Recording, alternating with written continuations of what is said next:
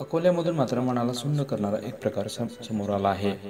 ते म्हणजे मंगळसूत्र चोरणाऱ्या चोरट्याचा पाठलाग करणं एका नवऱ्याच्या जीवावर बेतलं आहे. पाठलाग करणाऱ्या नवऱ्याला मंगळसूत्र चोरणाऱ्याने बेदम मारहाण केली. यामध्येच त्याचा मृत्यू झाला. या घटनेमुळे पत्नीच्या आयुष्याचं मंगळसूत्रच हिरावून घेतलं. अकोल्याच्या रेल्वे स्टेशन परिसरामध्ये ही घटना घडली.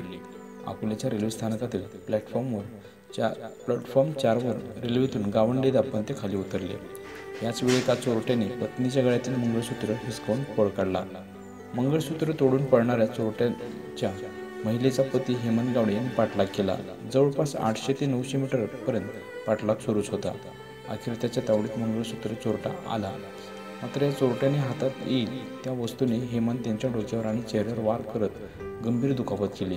घटनास्थळावर मात्र रक्ताच्या थारोळ्यात पडलेले होते. जखमी झालेल्या हेमंत यांना उपचारासाठी रुग्णालयात दाखल केलं. मात्र उपचारादरम्यान त्यांचा मृत्यू झाला.